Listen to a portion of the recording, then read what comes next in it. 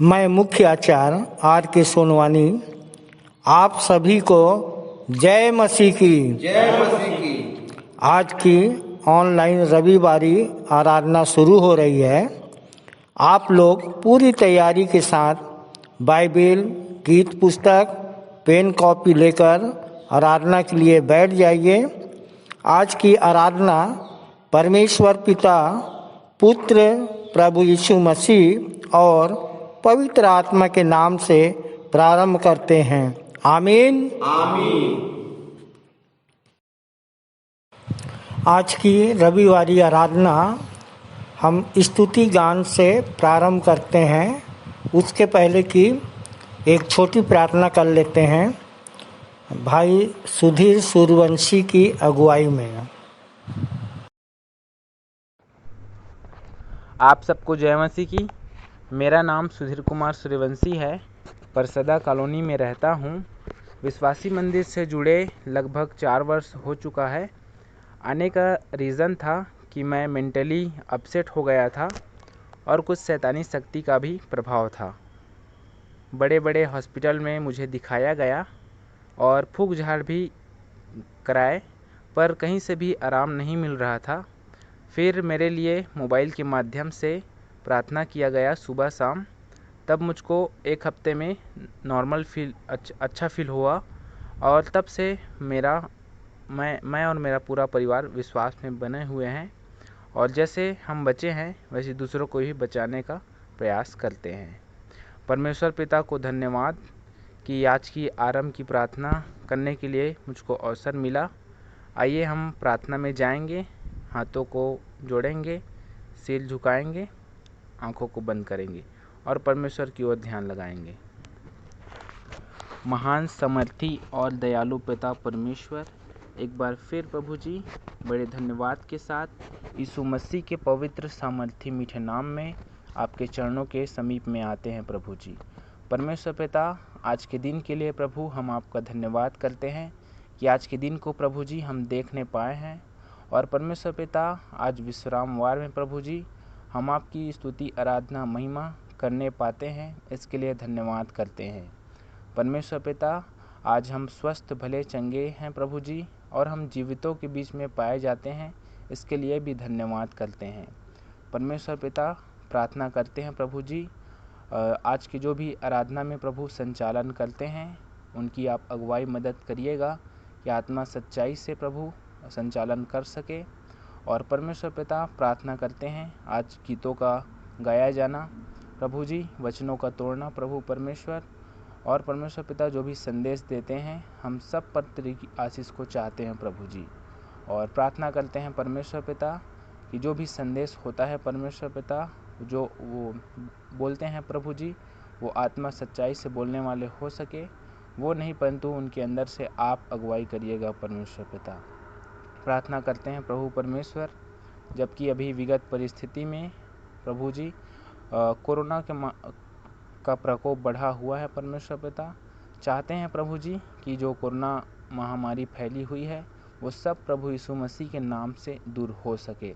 और जितने भी लोग प्रभु जी प्रकोप में पाए जा रहे हैं प्रभु जी, उन सब पर प्रभु तेरी विशेष आशीष को चाहते हैं कि सब लोग ठीक हो सके प्रभु जी। और जैसे पहले परमेश्वर पिता हम स्वस्थ थे वैसे ही हम फिर से स्वस्थ रह सके प्रभु जी। परमेश्वर पिता, हम आपकी आशीष को चाहते हैं कि आपने प्रभु परमेश्वर हम सब पर अनुग्रह किया है। और परमेश्वर पिता, आपने हमें ऐसा प्रेम किया कि अपने इकलौते पुत्र को दे दिया प्रभु जी, ताकि जो कुछ परमेश्वर पिता आप पर विश्वास करे वह नाश ना हो परंतु अनंत जीवन पा सके परमेश्वर पिता। प्रभु जी, सच में आप हमसे प्रेम करते हो और परमेश्वर पिता अपने प्रेम को हम पर प्रकट करते हैं प्रभु जी। परमेश्वर पिता, सब कुछ तेरे हाथों में समर्पित करते हैं और जो भी प्रार्थना प्रभु जी आज होते हैं प्रभु, हम सब पर तेरी आशीष को चाहते हैं। आज के दिन प्रभु जी जहाँ कहीं पर भी आपकी आराधना होती है, सब जगहों पर प्रभु जी हम आपकी विशेष उपस्थिति को चाहते हैं प्रभु जी। सब प्रभु जी आत्मा और सच्चाई से तेरी आराधना करने वाले हो सके। प्रभु परमेश्वर, विश्वासी मंदिर के जितने भी आचार्यगण हैं, हम सब पर तेरी आशीष को चाहते हैं कि सब प्रभु जी आपके काम को करते हैं प्रभु जी। तो होने देना प्रभु जी, पूरे जगत के छोर तक प्रभु जी आपके नाम का प्रचार हो सके, जिससे सब लोग प्रभु जी आप सच्चे जीवित ईश्वर को जान सके और परमेश्वर पिता हर एक परेशानियों से परमेश्वर पिता बचे रह सके और उद्धार मोक्ष को पा सके। प्रभु जी धन्यवाद करते हैं प्रभु सारी बातों के लिए कि आपने हमारी प्रार्थना को सुना है। आगे की आराधना को प्रभु तेरे सर्वसम्मति हाथों में सौंपते हैं और प्रभु जी जो प्रार्थना छूट भी गई होगी उसको तेरे हाथों में सौंपते हुए बड़े धन्यवाद के साथ इस प्रार्थना को हमारे उद्धारकर्ता प्रभु यीशु मसीह के नाम से मांगते हैं, आमीन।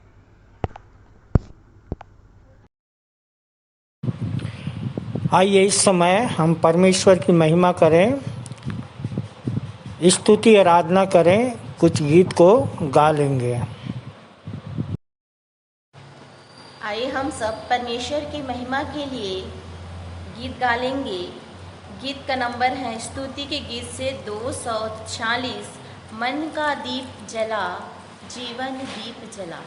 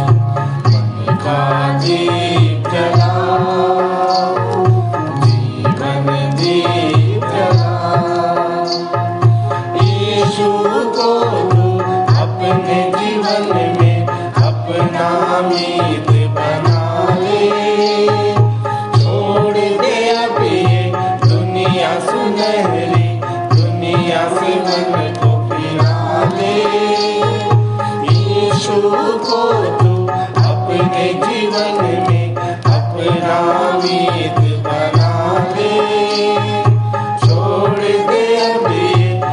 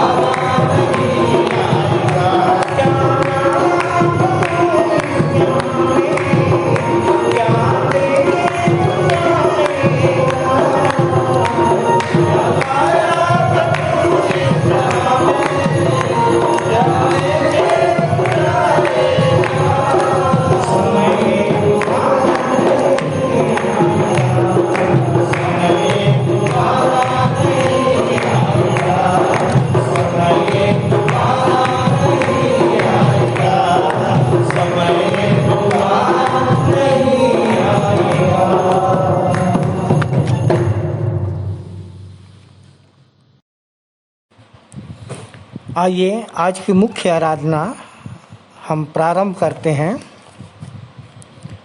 मैं अपनी आंखें पर्वतों की ओर लगाऊंगा, मुझे सहायता कहाँ से मिलेगी? मुझे सहायता यहोवा की ओर से मिलती है, जो आकाश और पृथ्वी का करता है। वह तेरे पाँव को टलने ना देगा, तेरा रक्षक कभी ना ऊँघेगा। सुन, इस्राएल का रक्षक ना ऊँघेगा और ना सोएगा। यहोवा तेरा रक्षक है, यहोवा तेरी दाहिनी ओर तेरी आड़ है। ना तो दिन को धूप से और ना रात को चांदनी से तेरी कुछ हानि होगी। यहोवा सारी विपत्ति से तेरी रक्षा करेगा, वह तेरे प्राण की रक्षा करेगा।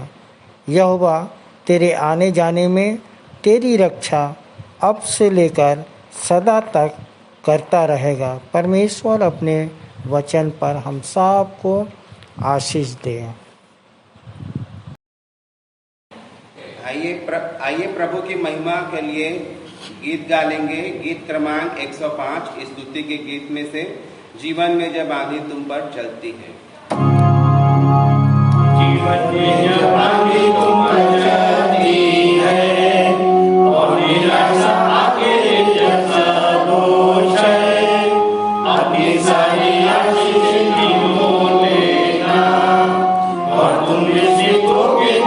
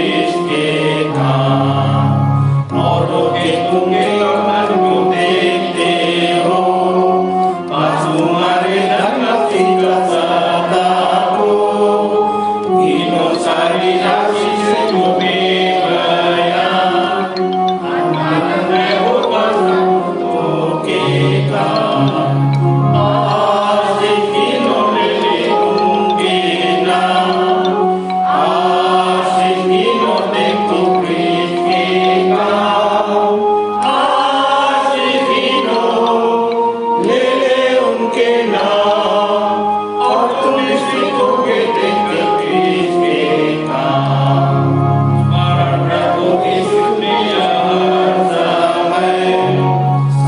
सुनना छोड़ना ईश्वर सबका है, सबकी से लोग सबका दूत देवा, या सहायक देना, आज जिन्होंने तुमके नाम, आज जिन्हों देखो कृष्ण का, आज जिन्हों ले उनके नाम, और तुम विस्मित होगे देखकर कृष्ण का।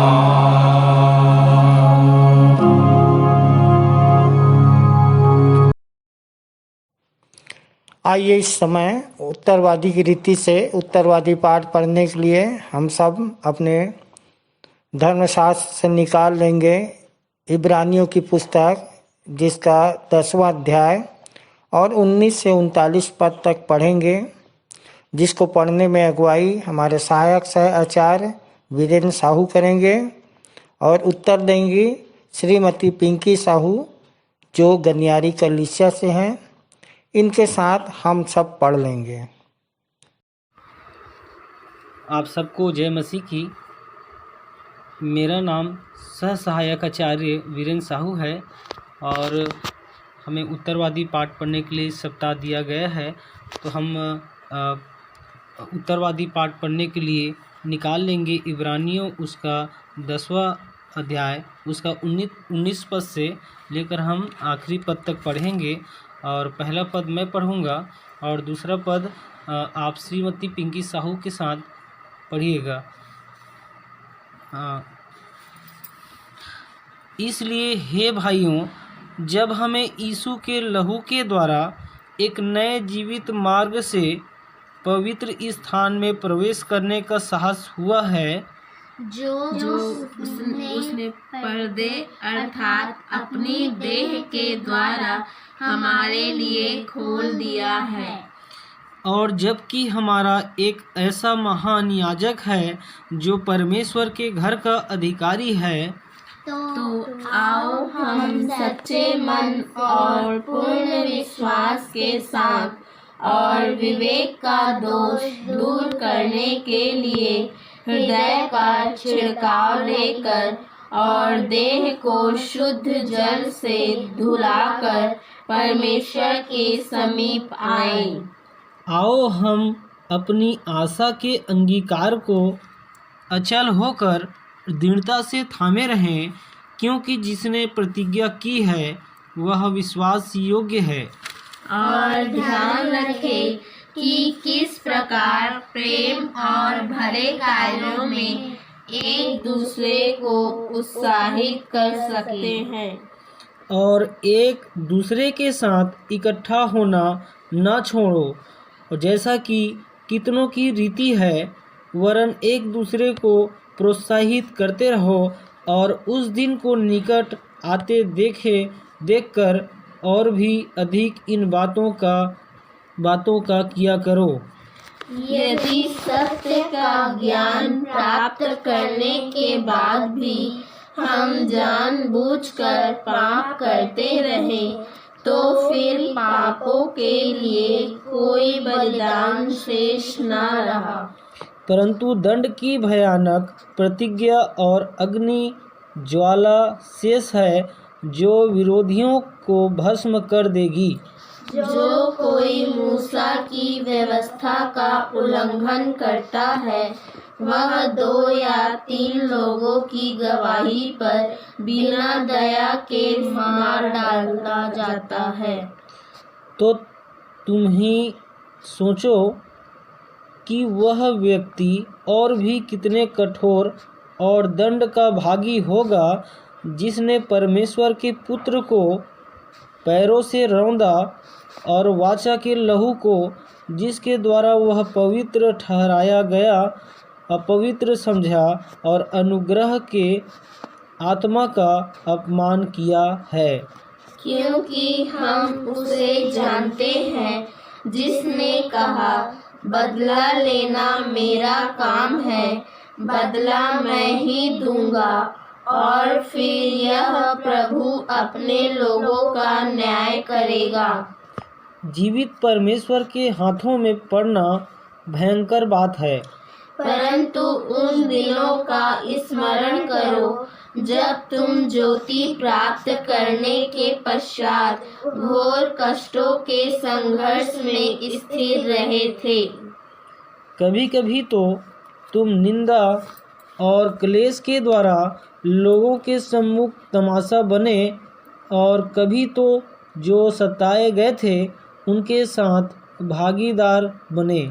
क्योंकि तुमने बंदियों के साथ सहानुभूति दिखाई और अपनी संपत्ति के जब्त किए जाने को यह जानकर सहर्ष स्वीकार किया कि तुम्हारे पास और भी अंतिम उद्यम और चिरस्थायी संपत्ति है।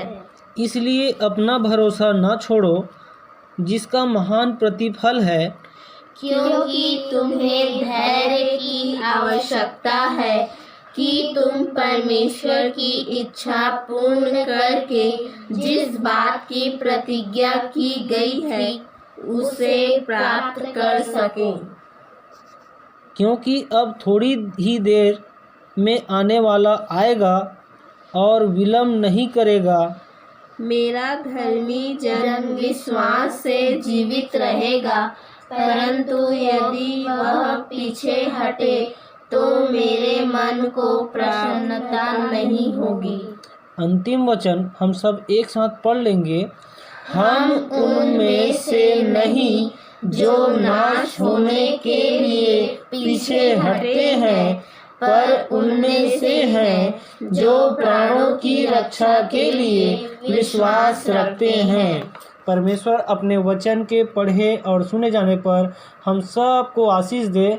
और मेरा गवाही यह है कि विश्वासी मंदिर से जुड़े मुझे 6 वर्ष हो गए और ये विश्वासी मंदिर आने का कारण यह था कि मेरी पत्नी को बहुत ज़्यादा शैतानी शक्ति लगी हुई थी और बहुत से उपाय करवाए परंतु ठीक नहीं होते थे दूसरे जगह। परंतु विश्वासी मंदिर में ही आकर हमें सच्चे ईश्वर का पता चला और यहीं के प्रार्थना दुआ से मेरी पत्नी ठीक हुआ और तब से मैं और मेरा पूरा परिवार विश्वासी मंदिर से हम बने हुए हैं और प्रभु में बने हुए हैं। आप सबको जय मसीह की।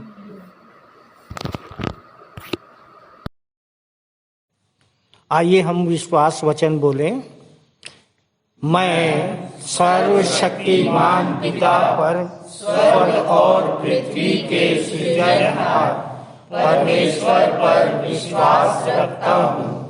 मैं उसके इकलौते पुत्र हमारे प्रभु यीशु मसीह पर जो पवित्र आत्मा के सामर्थ के द्वारा कुमारी मरियम से जन्मा, जिसने पोंतियुस पिलातुस के राज्य में दुख उठाया, जो क्रूस पर टांगा गया और मारा गया, जो गाड़ा गया और अदृश्य लोक में पहुंचा और तीसरे दिन मृतकों में से फिर जी उठा, जो स्वर्ग पर चला गया और सर्वशक्तिमान पिता परमेश्वर के दाहिने हाथ विराजमान है और जीवितों और मृतकों का न्याय करने फिर आने वाला है।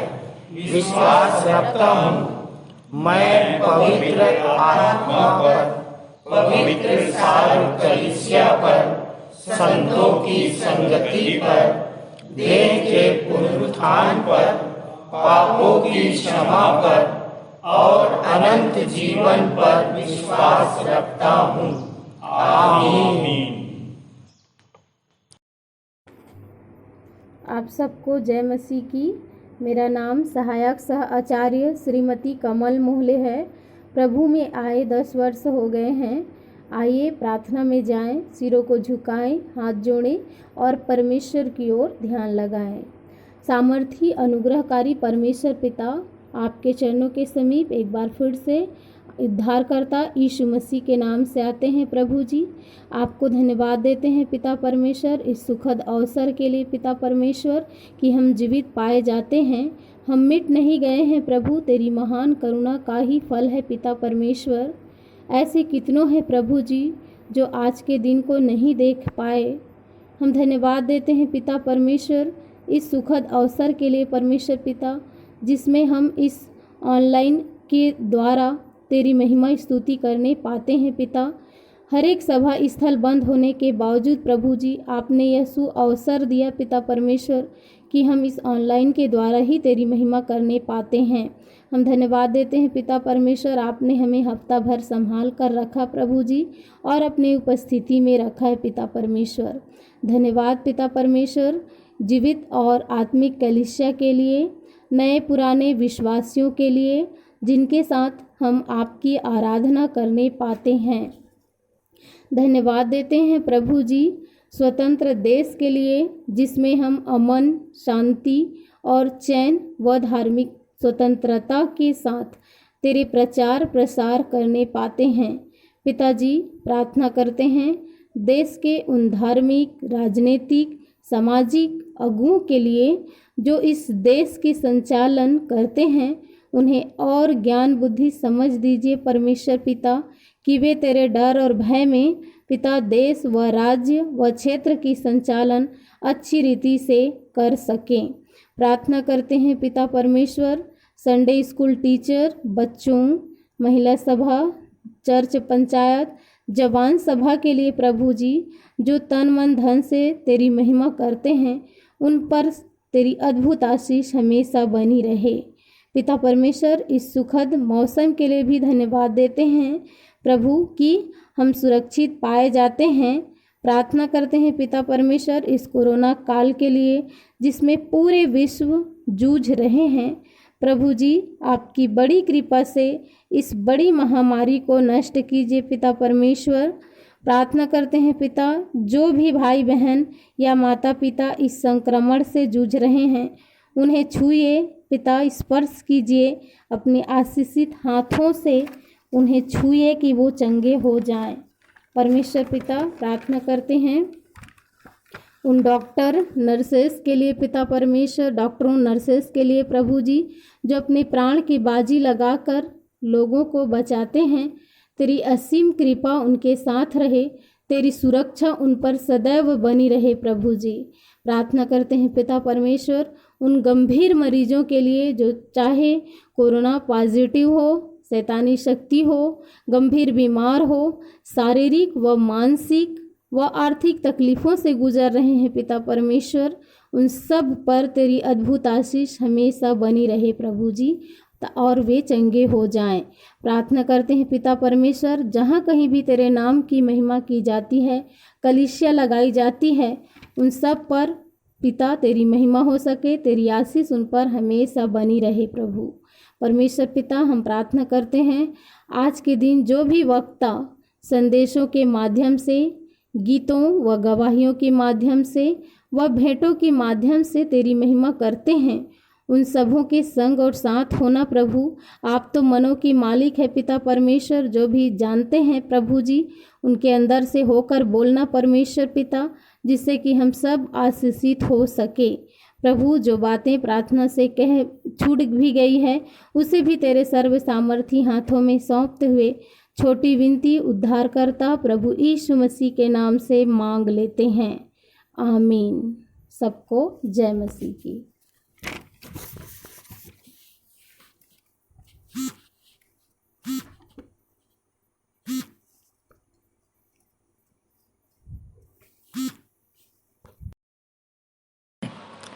ये समय है संदेश का और इस समय हम 2 संदेश सुनेंगे। पहला संदेश हमारे आचार्य श्री चंद्रशेखर देव शास्त्री तिवारी के द्वारा और दूसरा संदेश है श्रीमती ज्योति वर्मा के द्वारा, जिनका विषय है चारों ओर कोरोना का भय व्याप्त है। चारों ओर कोरोना का भय व्याप्त है, पर परमेश्वर का अनुग्रह हमारे लिए पर्याप्त है। इनका संदेश 2 कुरिन्थी 12:9 पर आधारित है। आइए हम संदेश सुने। आप सबको आचार्य पंडित चंद्रशेखर देव तिवारी शास्त्री की ओर से जय मसीह की।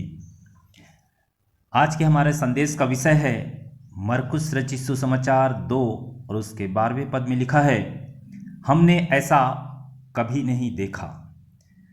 जब यीशु मसीह आश्चर्य कर्म करते थे, चमत्कार होता था और लोग जब देखते थे तो कहते थे कि हमने ऐसा कभी नहीं देखा, क्योंकि वो लोग ऐसे आश्चर्य कर्म कभी देखे ही नहीं थे। शास्त्री और फरीसी धर्म के मानने वाले थे, लेकिन धर्म चंगाई नहीं दे सकता, धर्म आपको जीवन नहीं दे सकता, धर्म आपको कुछ नहीं दे सकता। जीवन यीशु मसीह के पास है, जीवन की बातें यीशु मसीह के पास है। और उन्होंने कहा कि मैं इसलिए आया हूं कि जीवन दूं और बहुतायत का जीवन दूं। और न केवल उन्होंने ऐसा कहा, बल्कि अपना जीवन ही दे दिया। तो मेरे प्रिय भाइयों और बहनों, आश्चर्य कर्म तब होता है जब यीशु मसीह हमारे जीवन में वास्तविक होता है, रियल होता है। और रियल कब होता है? जब हम यीशु मसीह से प्रार्थना करते हैं, उसके वचन को पढ़ते हैं, उस पर विश्वास करते हैं। क्योंकि जहाँ जहाँ यीशु मसीह रहेगा, जिसे वह छुएगा, जो वो कहेगा, उसकी उपस्थिति से आश्चर्य कर्म होता है। जहाँ पर परमेश्वर की उपस्थिति है, वहाँ पर आश्चर्य कर्म होगा ही। आज हर एक घुटना यीशु मसीह के सामने झुक रहा है। रोमियो 14 और उसके 11 पद में लिखा है, प्रभु कहता है, मेरे जीवन की सौगंध, हर एक घुटना मेरे सामने टिकेगा। आज हर एक घुटना यीशु मसीह के सामने टिक रहे। हर एक बीमारी, हर एक दुष्ट आत्माएं, हर एक कल्पनाएं, हर एक राजा, हर एक देश, हर एक झूठे सिद्धांत, हर एक सदूकी और फरीसी, कोई भी उसके सामने खड़ा नहीं रह सकता। सब उसके सामने झुक रहे हैं। और आज चाहे वह कोई भी बीमारी क्यों ना हो, कैंसर की बीमारी हो, सब यीशु मसीह के सामने झुकेगा। उन दिनों में लोग कहते थे कि जब यीशु मसीह आश्चर्य कर्म करते थे तो लोग कहते थे, अरे ये वही बढ़ई का बेटा है, अरे ये मरियम का बेटा है, ये नासरत का रहने वाला है। अरे भाई, वो बढ़ई का बेटा मरियम का बेटा नहीं है, वो सर्वशक्तिमान परमेश्वर का पुत्र है, सर्वशक्तिमान परमेश्वर ही है, इसीलिए आश्चर्य कर्म हो रहा है। लेकिन लोग उसको नहीं समझ पा रहे थे। आज भी कई लोग नहीं समझ पाते कि छुटकारा और चंगाई और अनंत जीवन यीशु मसीह के पास ही है। वो आपको छुटकारा देने के लिए तैयार है, आपके जीवन में बदलाव लाने के लिए तैयार है। आपके जीवन में बदलाव तब आएगा जब यीशु मसीह रियल होगा। यीशु मसीह ने उस दुष्टात्मा को जब निकाला तो केवल बोल के निकाल दिया। उन्होंने दुष्टात्मा को डांटा और अधिकार के साथ कहा, निकल जा और सोनों में चले जा। लोगों ने जब देखा, अरे ये तो अधिकार के साथ बोलता है, ये जो बोलता है वो होता है। आज आप भी जो बोलेंगे वह होगा। मेरे प्रिय भाइयों और बहनों, जरूरत है विश्वास के साथ बोलने की। हम विश्वास के साथ बोल नहीं पाते हैं। आपको बोलना है, उसके वचन को पढ़िए, यीशु मसीह को रियल बनाइए, वास्तविक बनाइए। वो आपके अंदर है, वो आपके अंदर ही निवास करता है, वो जिंदा है। उन्होंने क्रूस पर अपने प्राण को दे दिया, लहू बहा दिया और जी उठा, आज भी जीवित है, आपके अंदर जीवित है। और जब आप उसको रियल बनाते हैं तो आश्चर्य कर्म होता है। कभी कभी यीशु मसीह हमारे जीवन में रियल नहीं होता है और तब आश्चर्य कर्म नहीं होगा। चाहे वो कैंसर की बीमारी हो, एड्स की बीमारी हो, खून की बीमारी हो, चाहे हड्डी की बीमारी हो, चाहे कोई भी बीमारी हो, वो सब आज यीशु मसीह के नाम से निकलेगा जब आप उसे रियल बनाएंगे। हो सकता है कि डॉक्टर ने बोल दिया हो कि कुछ दिन और ये आदमी नहीं रहेगा। आपके जीवन में कोई आशा नहीं है, लेकिन मैं आपको बताना चाहता हूं यीशु मसीह में आपके लिए आशा है। हो सकता है कि आप रो रहे हैं और आपका कोई सुध ही नहीं ले रहा है, कोई आपके रिश्तेदार नहीं पूछ रहे हैं, सब आपको छोड़ दिए हैं। एक व्यक्ति है जो आपको कभी नहीं छोड़ेगा और वह है यीशु मसीह। जब सुसमाचार लिखे जा रहे थे आज से 2000 साल पहले, तो बड़े आश्चर्य कर्म हो रहे थे, चारों तरफ आश्चर्य कर्म हो रहे थे। और उस समय सुसमाचार रिकॉर्ड किया जा रहा था, लिखी जा रही थी और चारों तरफ आश्चर्य कर्म हो रहे थे।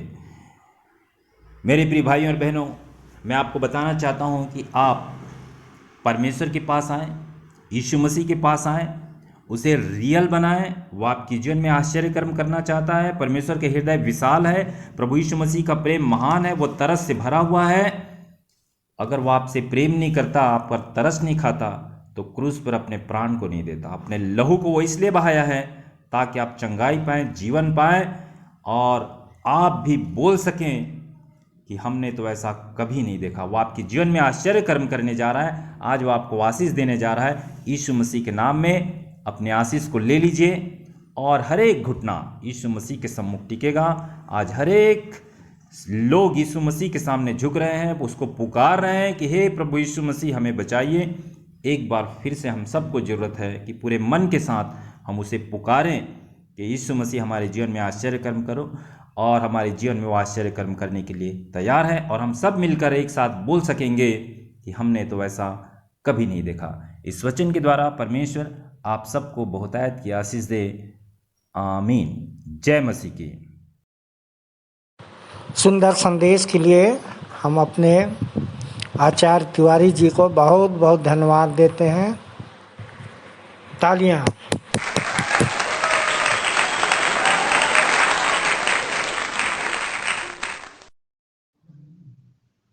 आप सबको जय मसीह की। मेरा नाम श्रीमती ज्योति ऋषि वर्मा है। परमेश्वर का धन्यवाद करती हूँ इस सुंदर अवसर के लिए कि परमेश्वर पिता ने मुझे आज रविवार आराधना के दिन संदेश देने के लिए चुना है। संदेश का विषय है चारों ओर कोरोना का भय व्याप्त है, पर परमेश्वर का अनुग्रह हमारे लिए पर्याप्त है। संदेश देने से पहले मैं अपनी छोटी सी गवाही देना चाहती हूँ। यह परमेश्वर का अनुग्रह ही है कि मैं पहले अन्य जाति से थी, परंतु अब मैं मसीही परिवार में हूँ। मसीह में मेरा नया जन्म हुआ है। मैंने प्रभु परमेश्वर प्रभु यीशु मसीह को शादी के बाद जाना है और अपने जीवन में सेत में पाया। प्रभु को मैं अपने पति इस विश्वासी मंदिर के जो सहायक सहआचार्य हैं ऋषि वर्मा, उनके ही माध्यम से जाना। मेरे 2 बच्चे हैं, बेटा दीपांश और बेटी दिव्यांशी वर्मा। प्रभु के आशीष अनुग्रह से ही मैंने अपने दोनों बच्चों की डिलीवरी नॉर्मल घर में ही करा सकी और आज हमारा पूरा परिवार प्रभु यीशु मसीह में सुरक्षित है। इन सब आशीषों के लिए परमेश्वर पिता का धन्यवाद करती हूँ। प्रियो, हम बाइबल में पुराने नियम से उत्पत्ति अध्याय से पढ़ते आ रहे हैं कि पृथ्वी की रचना परमेश्वर ने मनुष्य के रूप में सर्वप्रथम आदम और हव्वा को बनाया। हम मनुष्यों की रचना मिट्टी से किया। मिट्टी से रचना कर परमेश्वर ने अपना श्वास आत्मा दिया, तब जाकर हम पूर्ण रूप से इस पृथ्वी पर मनुष्य के रूप में जीवन जी रहे हैं, जबकि हमें एक दिन वापस मिट्टी में मिल जाना है और हमारे कर्म हमारी आत्मा के साथ वापस परमेश्वर के पास पहुंच जाएगा। परमेश्वर ने हमें अपना श्वास आत्मा दिया है जो वापस ले लेंगे, तो फिर हमें किस बात का दुख है कि हम इस संसार को अपना मानते हैं। हमें क्लेश होता है, परंतु प्रभु ने कहा है ढाढ़स बांधो, मैंने संसार को जीत लिया है। प्रभु ने दिया, प्रभु ने लिया, प्रभु जी का नाम धन्य सदा। तो हमें इस संसार को जीतना कैसे है? मत्ती अध्याय 5 पद 16 में प्रभु कहते हैं, तुम्हारा उजियाला मनुष्यों के सामने चमके कि वे तुम्हारे भले कामों को देखकर तुम्हारे पिता की जो स्वर्ग में है बड़ाई करे। प्रभु का यह वचन भी आप सब भली भांति जानते हैं। 2 कुरिन्थियों अध्याय 12:9, मेरा अनुग्रह तेरे लिए पर्याप्त है, क्योंकि मेरा सामर्थ्य निर्बलता में सिद्ध होता है। बेशक जब हम निर्बल होते हैं, प्रभु का सामर्थ्य हम पर छाया करती है। प्रियो, बीते सप्ताह हमने 22/4/2021 को अर्थ डे यानी पृथ्वी दिवस मनाया। पृथ्वी दिवस सन 1970 से प्रतिवर्ष मनाते आ रहे हैं। इसका मकसद है लोगों को पर्यावरण संरक्षण पर जागरूक करना। हमारी इस पृथ्वी पर तरह तरह के जीव जंतु पाए जाते हैं, सूक्ष्म जीव भी पाए जाते हैं। जब मैंने उस दिन यानी पृथ्वी दिवस के दिन आर्टिकल का अध्ययन किया तो मुझे यह मालूम हुआ कि 1 चम्मच मिट्टी में 1 अरब से भी ज़्यादा सूक्ष्म जीव पाए जाते हैं। मैं यह जानकर हैरान रह गई, जबकि मिट्टी में सबसे ज़्यादा सूक्ष्म जीव बैक्टीरिया, वायरस, आर्किया, फंगस और प्रोटिस्ट रहते हैं। प्रियो, यह सब बताने का मेरा मतलब यह है कि इन दिनों ऐसे ही एक सूक्ष्म जीव कोरोना वायरस ने इंसानों की पूरी दुनिया को हिलाकर रख दिया है। कोरोना वायरस सबसे पहले चीन देश में दिसंबर 2019 को पाया गया था। तब से यह पूरी पृथ्वी पर के सभी देशों में अपना कहर बरपा रहा है, जो अभी तक थमने का नाम नहीं ले रहा है। प्रियो, मैंने अभी बताया कि पृथ्वी दिवस क्यों मनाया जाता है, पर्यावरण के जीर्णोद्धार के लिए, जबकि प्रतिवर्ष 10 दिसंबर को मानव दिवस भी मनाया जाता है। जबकि इस दिन को मानव उद्धार दिवस के रूप में देखा जाना चाहिए कि मानव जाति भी कैसे उद्धार पा सकते हैं। अभी भी मानव जाति इस कोरोना काल में परमेश्वर के पुत्र के प्रकट होने की बाट जो रहे हैं कि कोई मसीहा इस संकट की घड़ी में हमें बचाने के लिए आए। इस संकट की घड़ी में हम अपने प्रियजनों को भी खो दिए हैं। ऐसे समय में बहुत से विश्वासी जनों का विश्वास भी डगमगाने लगे हैं, और वैसे भी इस कोरोना संकट के साथ साथ आपदाएं भी हो रही है। प्रकाशित वाक्य अध्याय 11 पद 19 में भी यह बताया है कि भूकंप भी होंगे, ओले भी पड़ेंगे। और हमने 28/4/2021 दिन बुधवार को असम में हुए भूकंप समाचार देखे हैं, और यही छत्तीसगढ़ पालोद में काफ़ी देर तक ओले भी पड़े हैं। प्रकाशित वाक्य अध्याय 9 पद 18 में भी पढ़ सकते हैं कि किस कारण और क्यों इस भीषण महामारी का दौर चल रहा है। यिर्मयाह अध्याय 16 पद 4-5 में भी यहोवा परमेश्वर क्रोध मनुष्यों के लिए भड़का था, जो आज हम वर्तमान में देख रहे हैं। तो क्या इस संकट की घड़ी में अपने और अपने परिवार को कैसे संभाले? प्रभु का वचन ही है मेरे प्रियो, और प्रभु का अनुग्रह ही है कि हम सब इस संकट की घड़ी में जीवित पाए जाते हैं। इसके लिए हमें बार बार हर समय परमेश्वर पिता और हमारे उद्धारकर्ता प्रभु यीशु मसीह का धन्यवाद करते रहना है।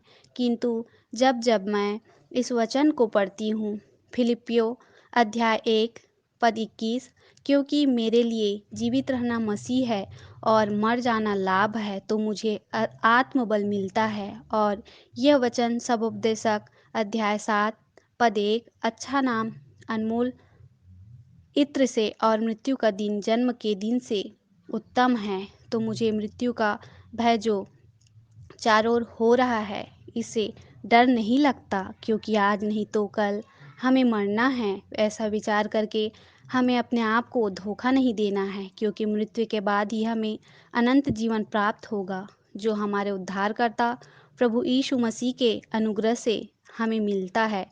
और यह वचन कुरिन्थियों 15 पद 19, यदि हम केवल इसी जीवन से आशा रखते हैं तो हम सब मनुष्यों से अभागे हैं, क्योंकि यदि हम इस संसार के मनुष्यों की तरह इसी जीवन में आशा करते हैं, तो फिर परमेश्वर का अनुग्रह जो प्रभु ने हमें सेंत में दिया है, हमारा विश्वास करना व्यर्थ हो जाता है। हमें इस कोरोना काल के समय अपने विश्वास को डगमगाने नहीं देना है। प्रभु का यह वचन हमें आत्मशक्ति देता है। इब्रानियों अध्याय 10 पद 38-39। मेरा धर्मी जन विश्वास से जीवित रहेगा, परंतु यदि वह पीछे हटे तो मेरे मन को प्रसन्नता नहीं होगी।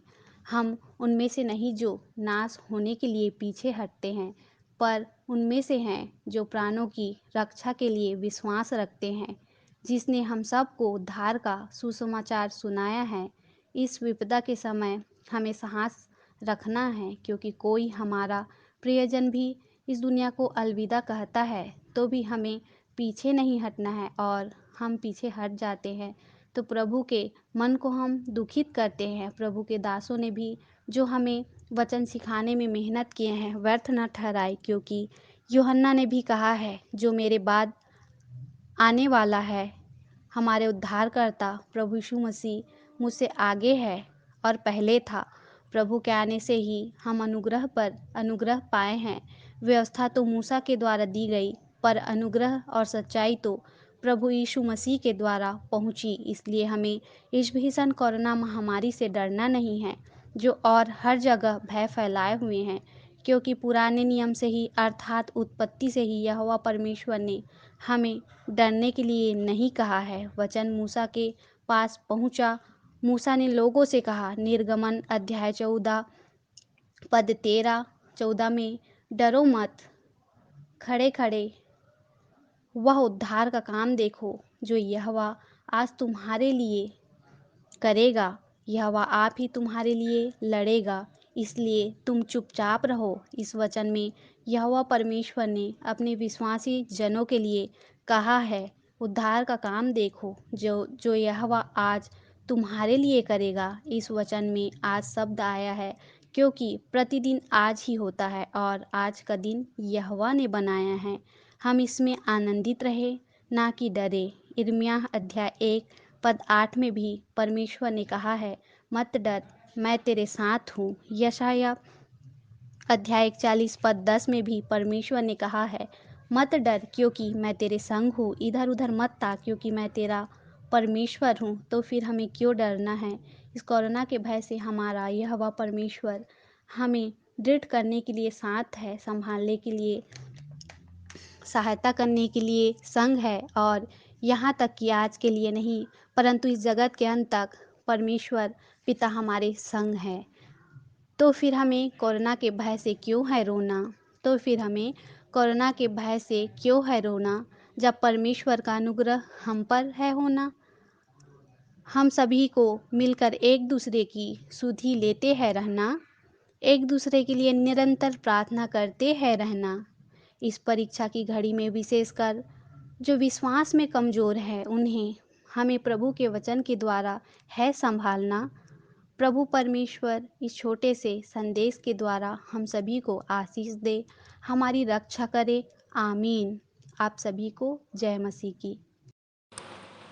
सुंदर संदेश के लिए बहन श्रीमती वर्मा को प्रभु बहुतायत की आशीष दे। तालियां।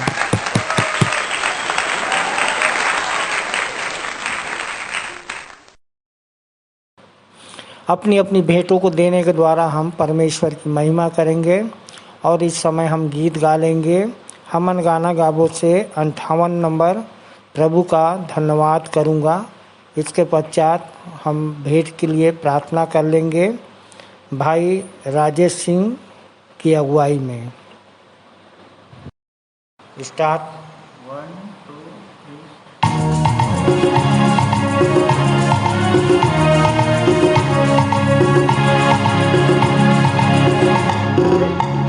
प्रभु का धन्यवाद करूंगा, उसकी संगति में सदा रहूंगा।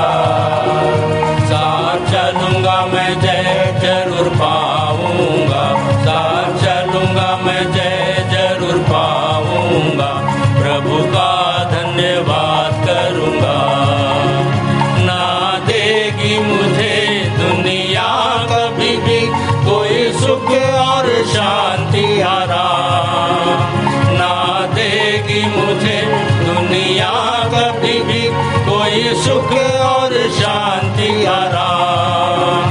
मेरे यीशु के साथ धन्य संगति में सदा मिलती खुशी मुझको। मेरे यीशु के साथ धन्य संगति में सदा मिलती खुशी मुझको। प्रभु का धन्यवाद करूँगा, उसकी संगति में सदा रहूँगा। साथ चलूँगा मैं जय जरूर पाऊँगा, साथ चलूँगा मैं जय जरूर पाऊँगा। प्रभु का धन्यवाद करूँगा। मेरी जिंदगी की हर परेशानी में खुल जाता है आशा का द्वार। मेरी जिंदगी की हर परेशानी में खुल जाता है आशा का द्वार। कभी ना डरूंगा, कभी ना हटूंगा, चाहे जान भी देना पड़े। कभी ना डरूंगा, कभी ना हटूंगा, चाहे जान भी देना पड़े। प्रभु का धन्यवाद करूंगा, उसकी संगति में सदा रहूंगा। साथ चलूंगा मैं जय जरूर पाऊंगा, साथ चलूंगा मैं जय जरूर पाऊंगा। प्रभु का धन्यवाद करूंगा। कितना अच्छा है वो, कितना धन्य है वो, यीशु ही मेरे जीवन का साथी। कितना अच्छा है वो, कितना धन्य है वो, यीशु ही मेरे जीवन का साथी। मेरी जरूरतों को पूरा करता है वो, कोई घटी नहीं मुझको। मेरी जरूरतों को पूरा करता है वो, कोई घटी नहीं मुझको। प्रभु का धन्यवाद करूँगा, उसकी संगति में सदा रहूँगा। साथ चलूँगा मैं जय जरूर पाऊँगा, साथ चलूँगा मैं जय जरूर पाऊँगा। प्रभु का धन्यवाद करूँगा। मेरी आयु के दिन पग पग में सदा तेरी सेवा को पूरी करूँगा। मेरी आयु के दिन पग पग में सदा तेरी सेवा को पूरी करूँगा। एक बत्ती समान जलता रहूँगा, तेरी महिमा मेरी कामना। एक बत्ती समान जलता रहूँगा, तेरी महिमा मेरी कामना। प्रभु का धन्यवाद करूँगा, उसकी संगति में सदा रहूँगा।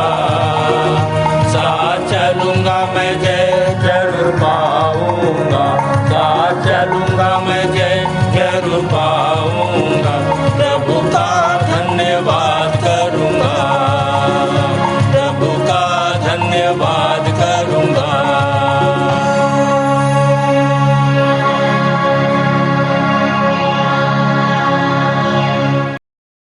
आप सभी को जय मसीह की।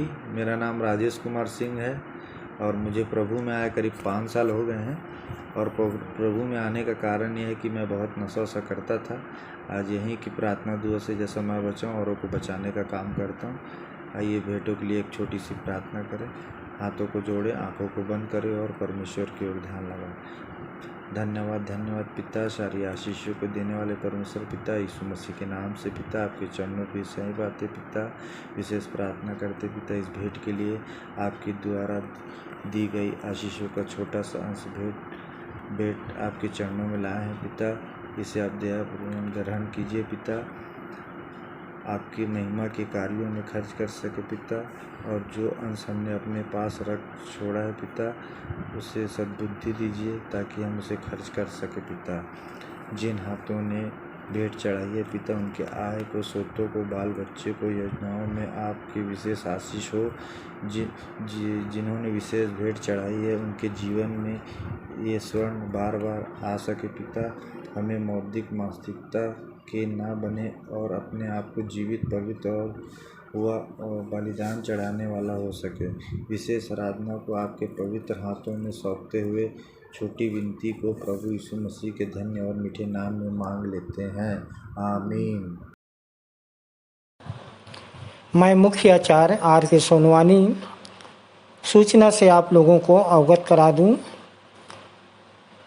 कोरोना महामारी के तेजी से फैलने की स्थिति को देखते हुए इसके रोकथाम के लिए जिलाधीश श्री सारांश मित्तल ने सभी प्रकार के धार्मिक एवं सामाजिक कार्यक्रमों को जिनमें लोग एकत्रित होते हैं प्रभाव से प्रतिबंध एवं पूरा जिले में लॉकडाउन लगा दिए हैं।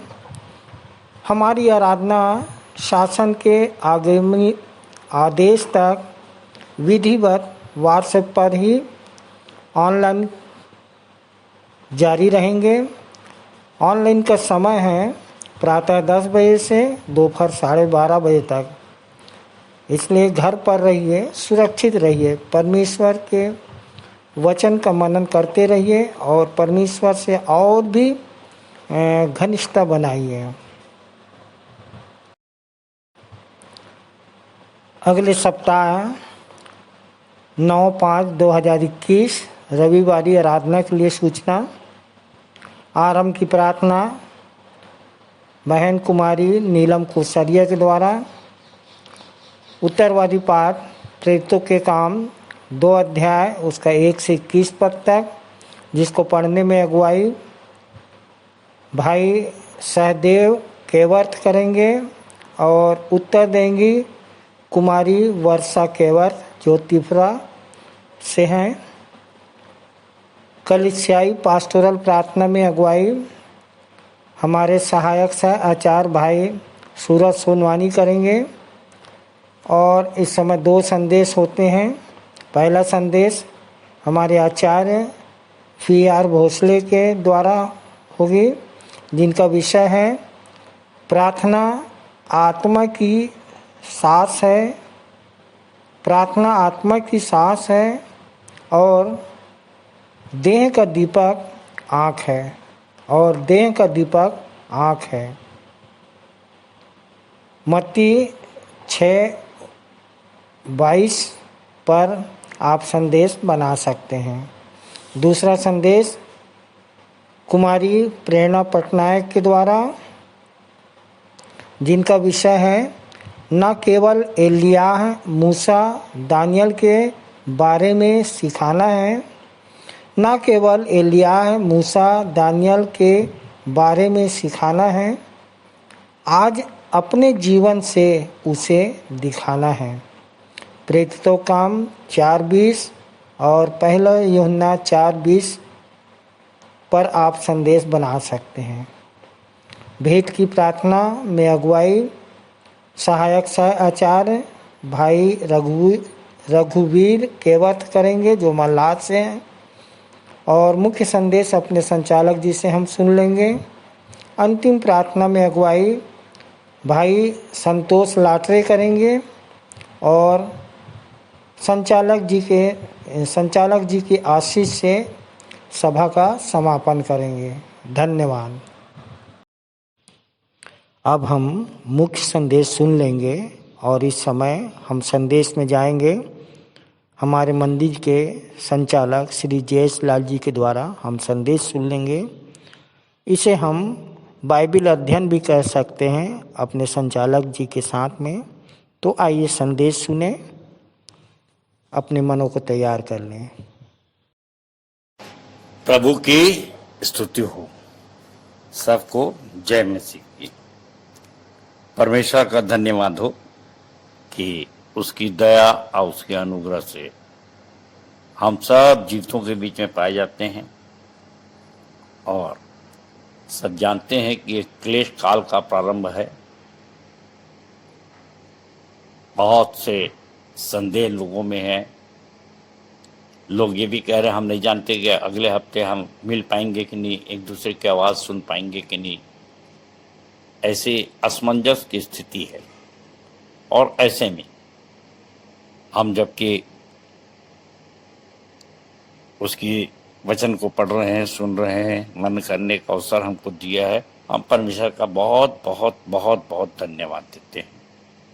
मेरे प्रियो, अब हम आगे बढ़ रहे हैं पिछले सप्ताह के जो संदेश थे उनकी समालोचनाएं करने के लिए।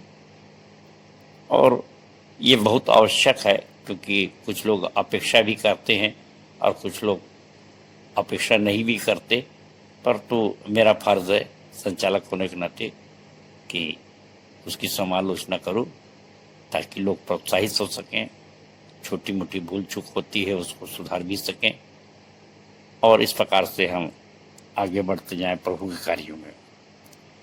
पिछले सप्ताह पहला संदेश जो था वो बहन बबीता सिंह ने दिया था और आप जानते हैं कि बहुत ही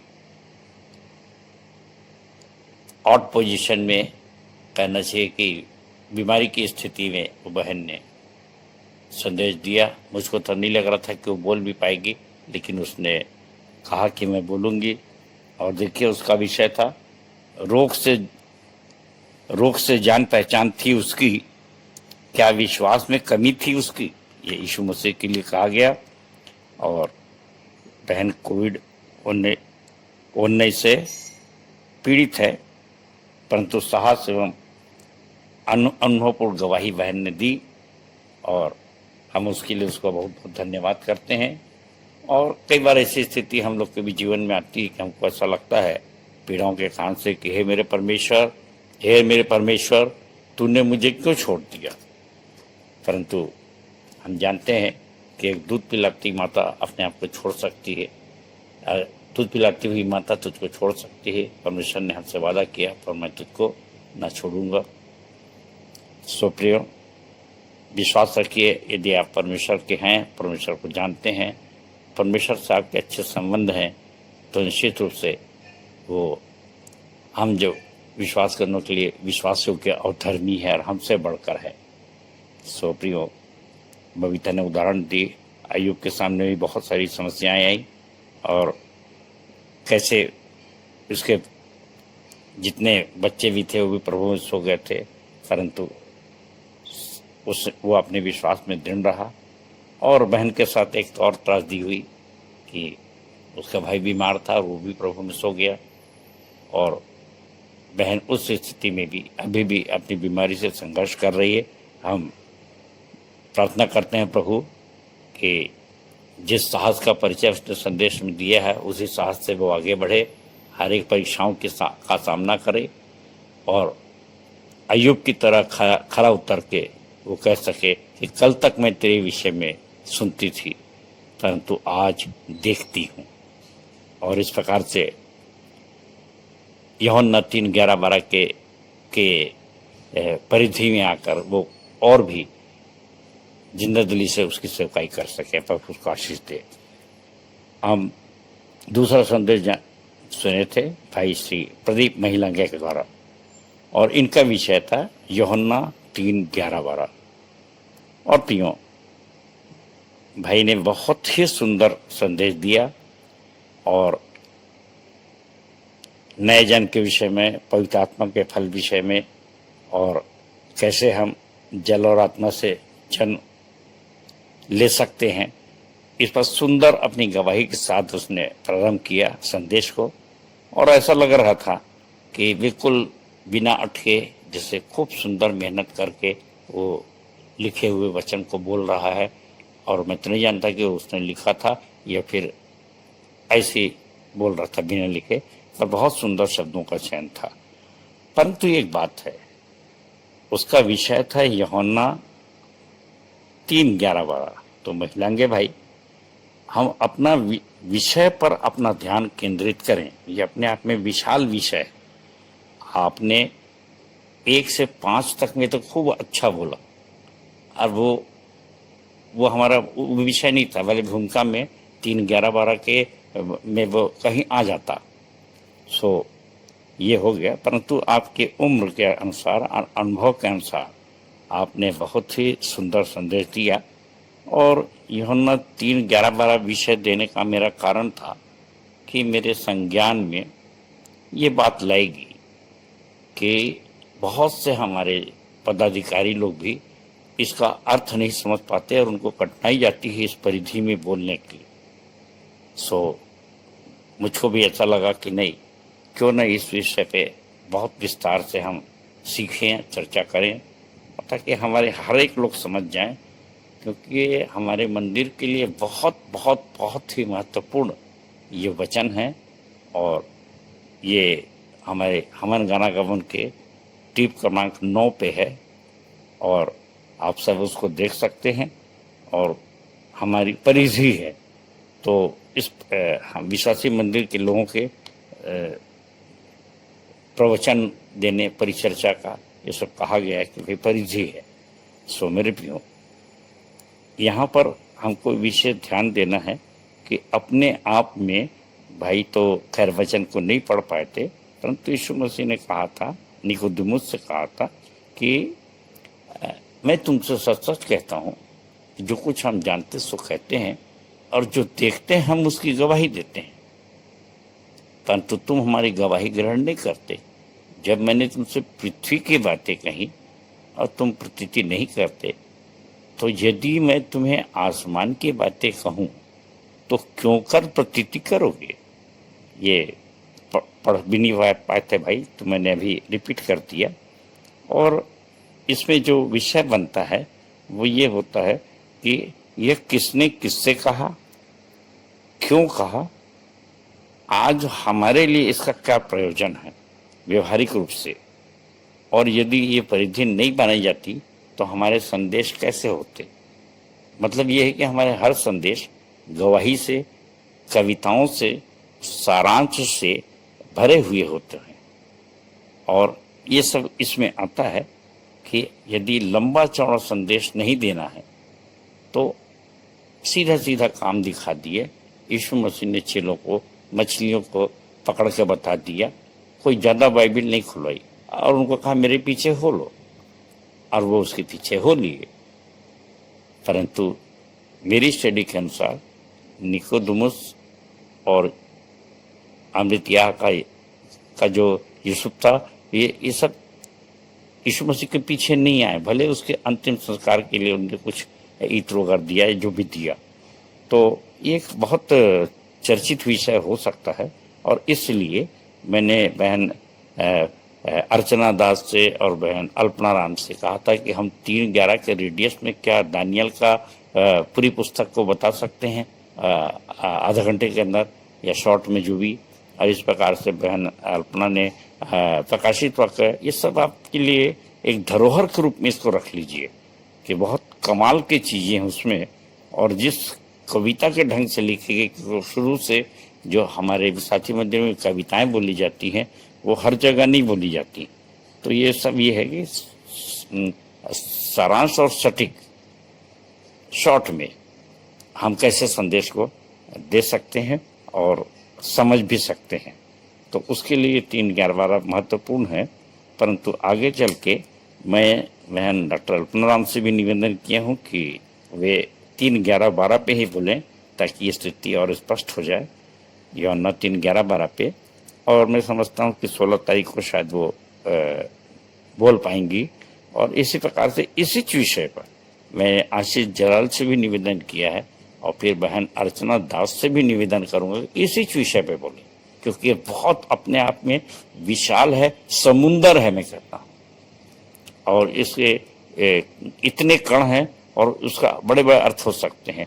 सो मैं ये पूरी श्रृंखला चलेगी और मैं सोचता हूँ कि आखिरी में मैं भी बोलूँगा इस पर, विशेष करके इसी पर। सो प्रभु करे हम सबको इस पर बहुत गहराई से मनन कर सकें, क्योंकि हमारे लिए बहुत महत्वपूर्ण विषय है। फिर मैं याद करता हूँ कि मैंने जो पिछले हफ्ते संदेश दिया था वो पाया जाता है मरकुस 13:9-37 पर, और उसमें था कि अंत के दिनों का वर्णन था और ये कि चौकस रहो। अब अंत के दिन आ गए हैं और क्लेश काल के लिए उसने कहा, हमने विशेष देखा था कि 14वें पद में, मरकुस 13 का 14वां, कि उजाड़ने वाली घृणित वस्तु अगर आ जाती है तो हम कैसे पहचानेंगे कि उजाड़ने वाली और घृणित वस्तु खड़ी हो जाए। तो इस पर मैंने विस्तार से बताया था और उसके पश्चात वहीं से क्लेश काल का प्रारंभ हो रहा है और हमको बहुत ही सावधानी पूर्वक चलना है, क्योंकि आज जो हम जानते सो कहते हैं, फिर देखिए यह 19-3-11 बार आ गया कि कोरोना काल आ गया है, क्लेश काल का प्रारंभ हो गया है और ऐसे समय में हमको बहुत ही गंभीरता से वचन को लेकर उसकी गहराई में जाना है। और गहराई में अगर हम नहीं जाते तो मैंने कहा था कि पहले जब मछली पकड़ी गई थी तो जाल फटने लगे थे, लेकिन आज हमारा जाल जो है विश्वासी मंदिर का दर्शन वो इतना मजबूत है कि हमारे जाल फटते नहीं हैं। क्यों? क्योंकि हमारे लोग इन सब वचनों के कारण से चैतन्य हो जाते हैं, जागते रहते हैं और चौकस रहते हैं। और ये सब के हमको बहुत ही ज़्यादा आवश्यकता है। और ऐसे समय में नहीं तो बहुत से प्रश्न हमारे दिल दिमाग में आते हैं। कई बार जब जिनको कोरोना हुआ है वे पूछते हैं कि भैया मैंने कोई पाप तो नहीं किया, मैंने कोई गलती तो नहीं किया, मुझसे कहाँ चूक हुई है। तो मैंने अक्सर कहता हूँ कि भैया आपके गुप्त पापों का, गुप्त बातों का जो छुप के करते हैं उसका भेद कौन जानेगा? आप ही जानते हैं। सो अपने आप में प्रायश्चित करिए, क्योंकि परमेश्वर के यीशु मसीह के सामने कोई अपूर्णीय क्षति तो है ही नहीं। और हम चाहते हैं कि जो लॉस हुआ वो फिर से मिल जाए। और इसीलिए अय्यूब की पुस्तक पढ़ते हैं कि अगर वो दृढ़ विश्वासी था तो निश्चित रूप से वो बचाया गया। और मैं अदना सा सेवक आपके सामने आपकी आंखों देख की गवाही बताता हूँ कि मुझको भी मृत्यु आ गई, साक्षात मृत्यु आ गई अटैक के समय, हार्ट अटैक के समय। और मैं अपने आप में निश्चित था कि मैं प्रभु का काम कर रहा हूँ और जाने अनजाने में कोई भूल हुई, प्रभु मुझको क्षमा करना, और उसने मुझको फिर से जीवन दान दिया। तो आप भी निश्चित रहें कि बिल्कुल निडर होकर चलें, परमेश्वर का काम करते रहें। आपको इसीलिए विश्वासी मंदिर के सारे दर्शन प्रकाशन बताए जाते हैं और हमारा स्तर कुछ ऊंचा है हमारे विचारों का, हमारी विवेचना का। और इसी संबंध में आप आगे बढ़ रहे हैं अपन कि आज का जो उत्तरवादी पाठ है वो है इब्रानी 10:19 से 39 तक। अब देखिए थोड़ी देर में हमको इस पूरे पाठ को 19 से लेकर 39 तक पे मनन करना है। और जैसे मैंने आपको बताया कि हम सारांश ही बोल पाते हैं, सो इस पद में आने से पहले मैं बता दूं कि व्यवस्था में क्या क्या था और क्या क्या व्यवस्था के अनुसार जो प्रायश्चित किए जाते थे लोहू से, वे सब के बारे में है। और अब वो बताना चाह रहा है, इब्रानी का लेखक टीकाकार कहते हैं, संभवतः वो पौलुस ही था, तो बताना चाहता है। और मैं इसके लिए आपके सामने पढ़ रहा हूँ इब्रानी 10 का पहला पद, और कुछ पद यहाँ पे पढ़ूंगा, मेरे संग आप मिलाते जाइए। इब्रानी 10 का पहला, क्योंकि व्यवस्था जिसमें आने वाली अच्छी वस्तुओं का प्रतिबिंब है पर उनका असली स्वरूप नहीं, इसलिए कि उन एक ही प्रकार के बलिदानों के द्वारा जो प्रति वर्ष अचूक चढ़ाए जाते हैं, पास आने वालों को कदापि सिद्ध नहीं कर सकती, कदापि सिद्ध नहीं कर सकती। अपने आप में ये स्पष्ट है। मैं चौथा पद पढ़ रहा हूं, क्योंकि अनहोना है कि बैलों और बकरों का लहू पापों को दूर करे। मेरे प्रियो, इसको मैं ज्यादा एक्सप्लेन करना उचित नहीं समझता। आगे 19वां पद पढ़ रहा हूं, इब्रानी 10 का 19वां पद, जो आज का उत्तरवादी पाठ है, वहां जहां से शुरू होता है, वहां इस प्रकार से लिखा है, सो है भाइयों, जबकि हमें यीशु के लहू के द्वारा उस नए और जीवते मार्ग से पवित्र स्थान में प्रवेश करने का हयाव हो गया है। मेरे प्रियो, ये कितना कितना अच्छा मौका है हम लोगों के लिए। तो 19 के बाद में सीधा 22वां पढ़ रहा हूं, देखिए, समय बचाने के लिए। तो आओ हम सच्चे मन और पूरे विश्वास के साथ और विवेक का दोष दूर करने के लिए हृदय पर छिड़काव लेकर और देह को शुद्ध जल से धुलवाकर परमेश्वर के समीप जाएं।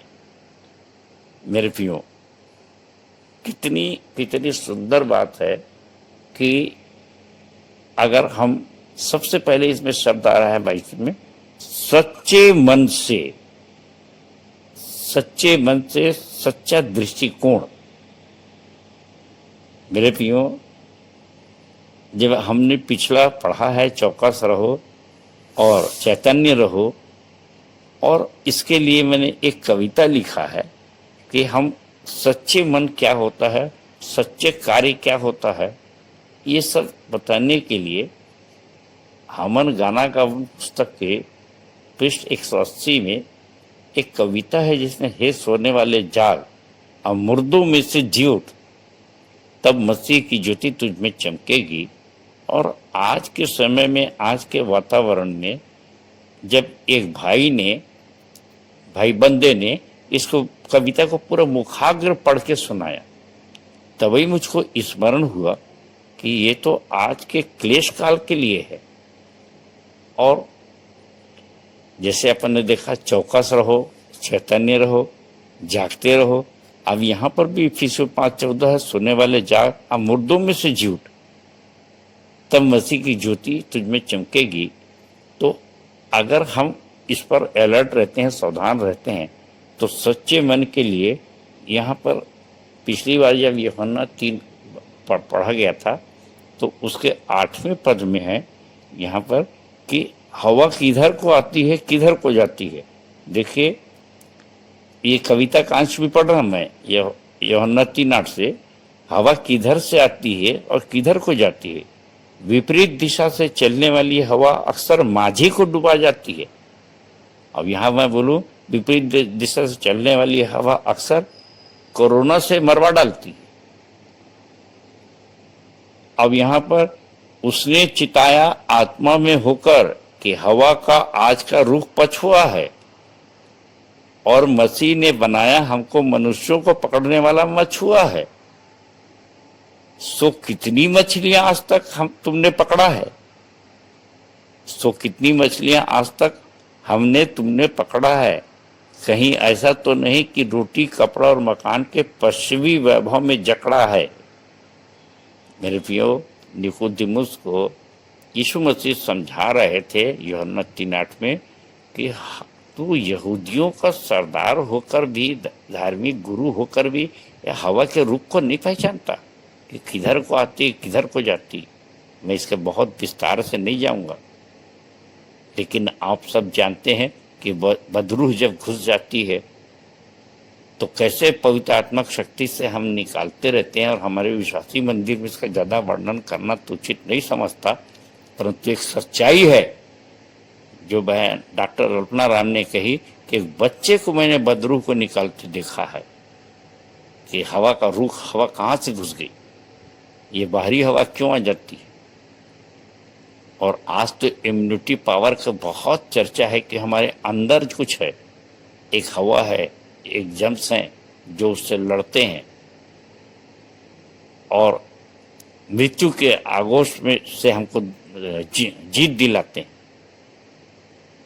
सो मेरे प्रियो, वो तो है कोरोना जिसको आता है, आप देख रहे हैं, बड़े डंके की चोट में बोलता है मैं इसके अंदर घुस रहा हूँ, उसको ले जाऊंगा, परंतु अंदर से पवित्र आत्मा का जो लहू है और उसमें जो जम्स पाए जाते हैं वे कहते हैं, और वो जब देखता है तो मसीह की सुगंध उसको मिलती है, वापस लौट जाता है। आज के समय की स्थिति ये है, और इसलिए हवा का उस समय मैंने जो लिखा था, हवा का आज का रूख पछुआ है, पश्चिमी है, लोग किसी और बात में जकड़े हुए हैं। तो फिर सच्चे मन से कहाँ परमेश्वर के समीप आएंगे? उनकी योजना नहीं, उनकी प्लानिंग नहीं है कि आपको मछुआ बनाया है, आपको सिर्फ एक बात का ध्यान रखना है कि कितनी मछली हमको पकड़ना है। और इसी का परिणाम, इसी का कारण था, बहुत पहले से मैंने सोचा था, जब मैं प्रभु में नहीं था तो मैं जाकर सिर्फ मछली पकड़ के लाऊंगा। इसकी बहुत ढेर सारी और बातें इसमें आप डिटेल पढ़ सकते हैं कि हम यदि सच्चे मन से परमेश्वर पास आए हैं तो सच्ची बात आज्ञा भी मानेंगे, और आज्ञा मानेंगे तो न्याय के भी दिन में जो लिखाया है मत्ती 25 वगैरह में, हम हियाव के साथ, आनंद के साथ उसके साथ वो हमको स्वीकार करेगा, खड़े हो सकते हैं और कहेगा, हे मेरे पिता के धन्य लोगों, मेरे दाहिनी ओर आ जाओ। तो ये सब अपन जानते हैं। 22वां का अगला शब्द देखिए, मैं एक एक शब्दों पे आगे बढ़ रहा हूँ। तो पहला है, तो आओ हम सच्चे मन, अपन ने देख लिया, कौमा, और विश्वास के साथ, फिर कामा, और ये कौमा के अनुसार विश्वास के साथ, किसके? पूरे विश्वास के साथ। और पूरे विश्वास के साथ, ये पूरा विश्वास और आधा विश्वास क्या होता है? कैसे हम आधा हाँ और आधा ना, ऐसा हो भी सकता है, ऐसा भी नहीं भी हो सकता। मेरे प्रियो, कितनी दृढ़ता के साथ लोग आगे बढ़ते हैं कि ये तो हम योद्धा हैं और रण क्षेत्र में युद्ध करते करते हम मर जाएं तो वीर गति को प्राप्त करेंगे। इब्रानियों में अक्सर याद करता हूँ 11:35, स्त्रियों ने अपने मरे हुओं को फिर से जीवित पाया, कितने मार खाते खाते मर गए परंतु छुटकारा न चाह, ताकि उत्तम पुनरुत्थान के भागी हो जाए।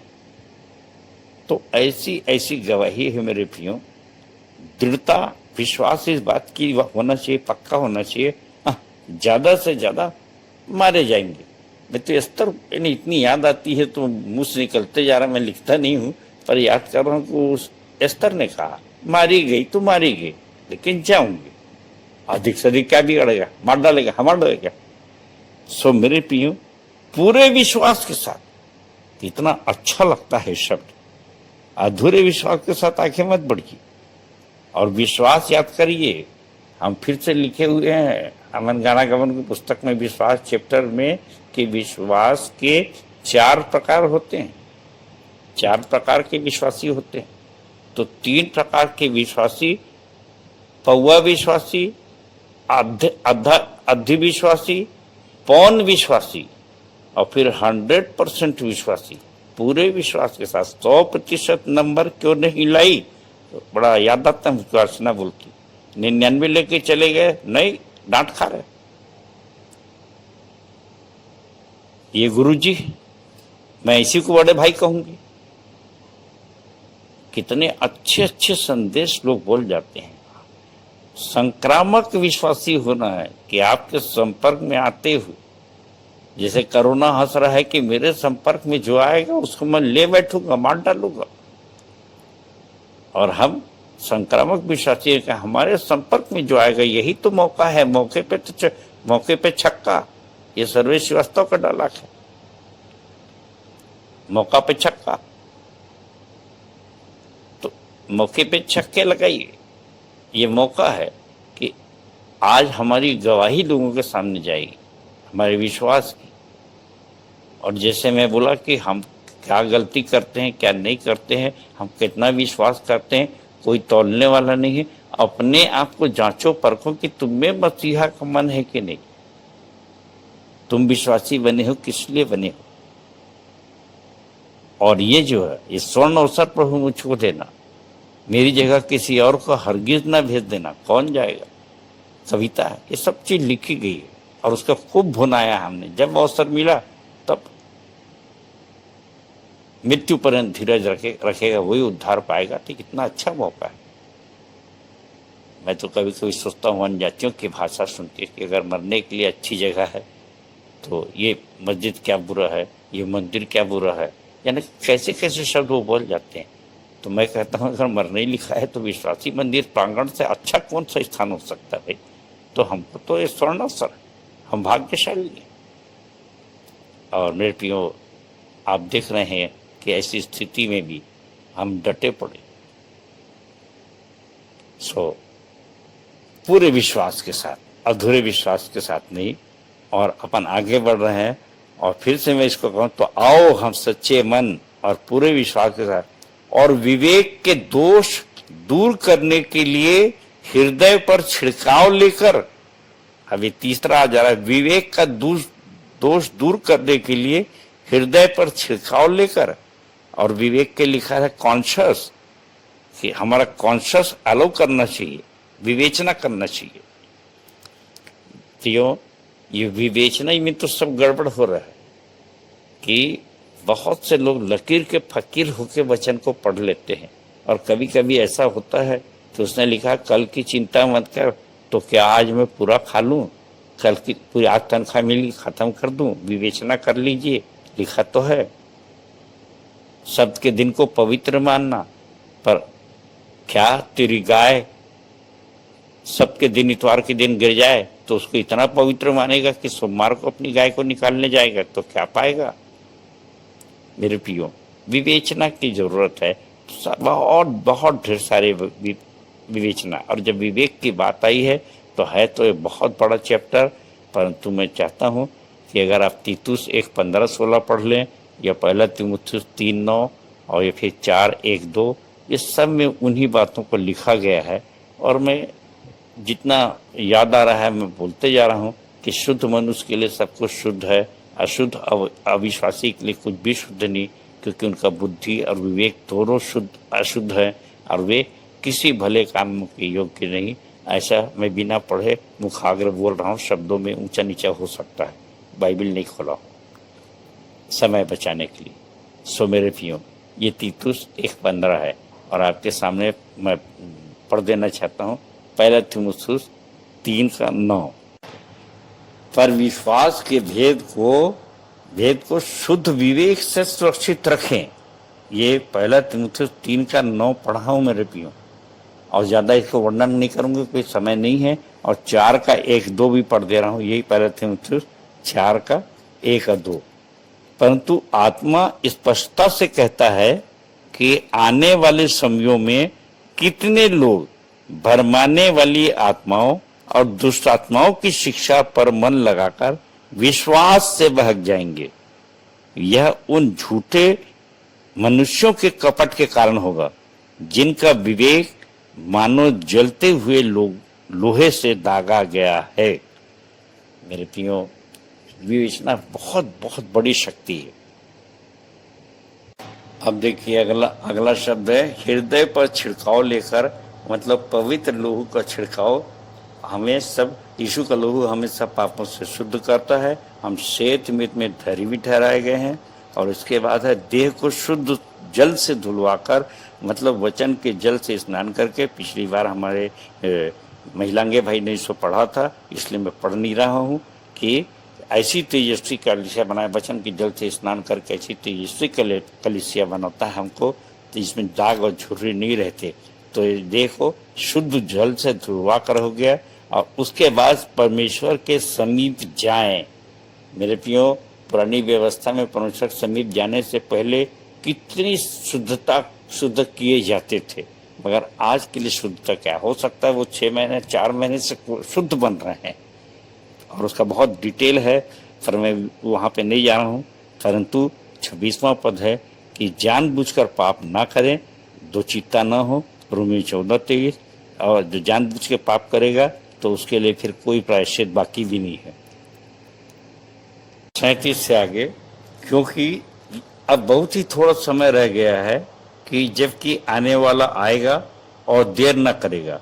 मेरा धर्मी जन विश्वास से जीवित रहेगा, और यदि वह पीछे हट जाए तो मेरा मन उससे प्रसन्न न होगा। पर हम हटने वाले नहीं कि नाश हो जाएं, पर विश्वास करने वाले हैं कि प्राणों को बचाएं। सो आखिरी कविता की 4 लाइन बोल रहा हूं कि हम जो भाग गए डर कर, तो ये हमारे लिए अभिशाप है, क्योंकि जीना हमारे लिए मसीह है और मर जाना लाभ है। सो नदियां नहीं डुबा सकती, तुझको न जला सकती है आग। ऐ सोने वाले जाग, अब मुर्दों में से जियो, तब मसीह की ज्योति तुझ में चमकेगी। सो मेरे प्रियो, रणभूमि में डटे रहिए और खुद बचिए और बहुतों को बचाइए। परमेश्वर अपने वचन के कहे जाने पर आशीष दे। सबको जय मसीह की और जय मसीह की। उत्तरवादी पाठ पर सुंदर सार गर्भित संदेश हमने सुना। हम अपने मंदिर के संचालक जी को बहुत बहुत धन्यवाद देते हैं। तालियां।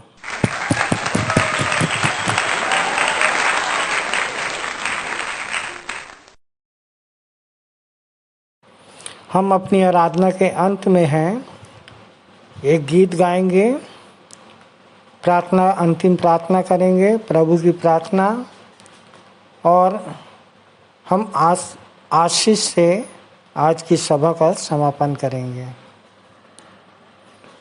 तो इस समय हम गीत गाएंगे हमन गाना गावो से 22 नंबर, तुम तो मसीहा मोरी आँखों के तारे। तत्पश्चात हम अंतिम प्रार्थना कुमारी संजना भोरे की अगुवाई में कर लेंगे।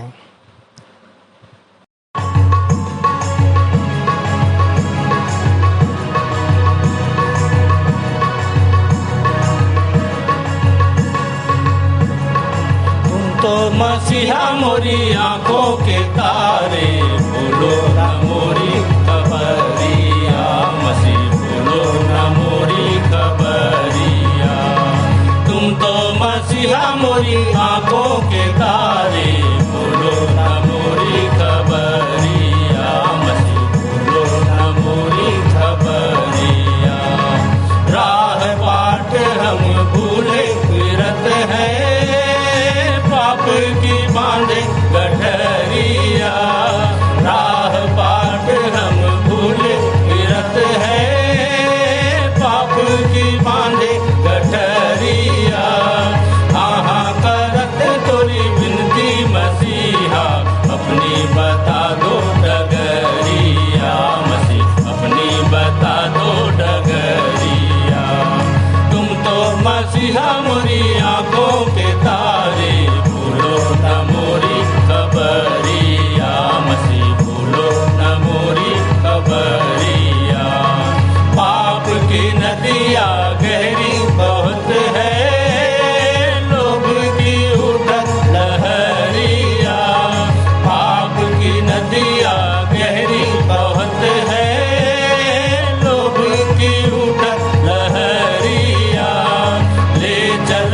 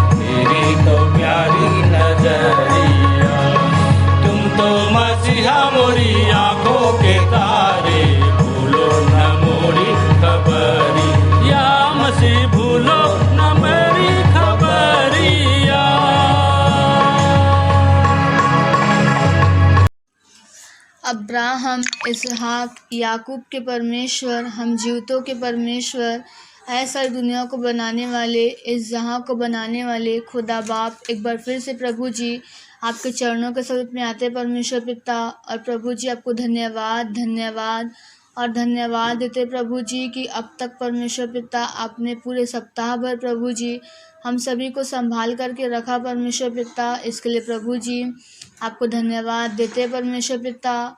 और प्रभु जी धन्यवाद देते परमेश्वर पिता कि इस महामारी में भी परमेश्वर पिता आपने हमें सौभाग्य दिया प्रभु जी कि हम आपकी स्तुति आराधना ऑनलाइन के माध्यम से करने पाते परमेश्वर पिता। इसलिए आपको बहुत बहुत धन्यवाद देते प्रभु जी।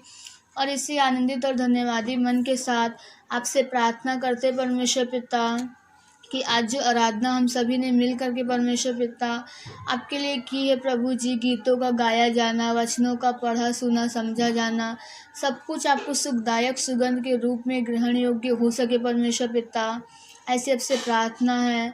और जो वचन का बीज प्रभु जी आज हमारे अंदर बोया गया परमेश्वर पिता, वो हमारे हृदय में प्रभु जी 100 गुना फल लाने वाला हो सके परमेश्वर पिता।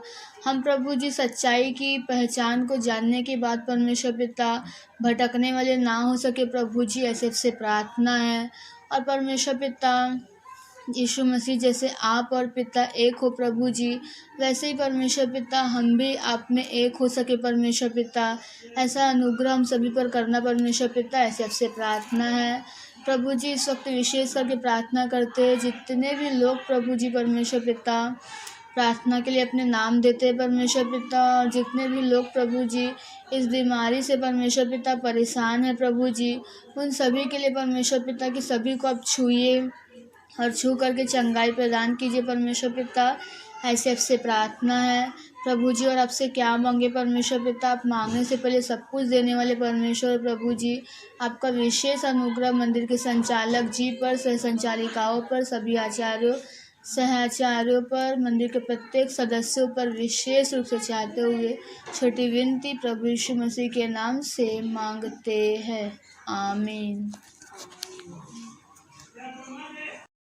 हे हमारे पिता, तू जो स्वर्ग में है, तेरा नाम पवित्र माना जाए, तेरा राज्य आए, तेरी इच्छा जैसे स्वर्ग में पूरी होती है, वैसे ही इस पृथ्वी पर भी पूरी हो।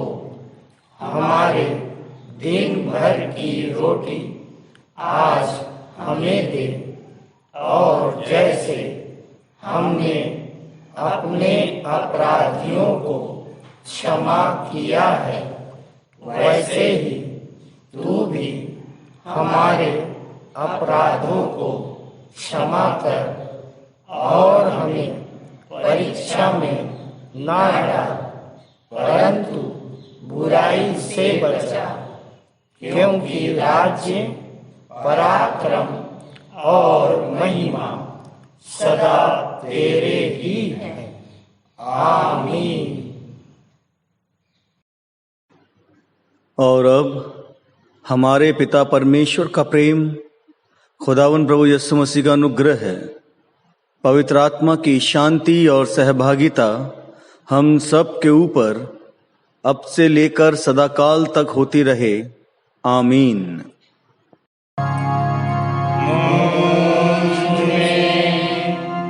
यीशु की शोभा दिखाई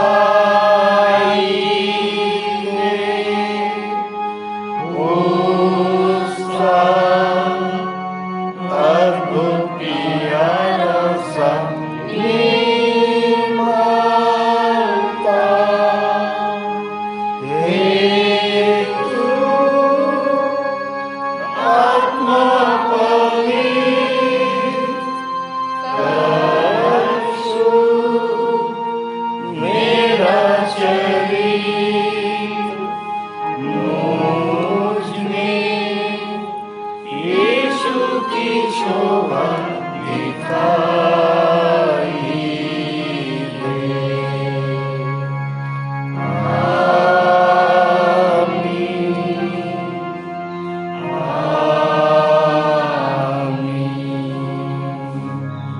सबको जय मसीह की।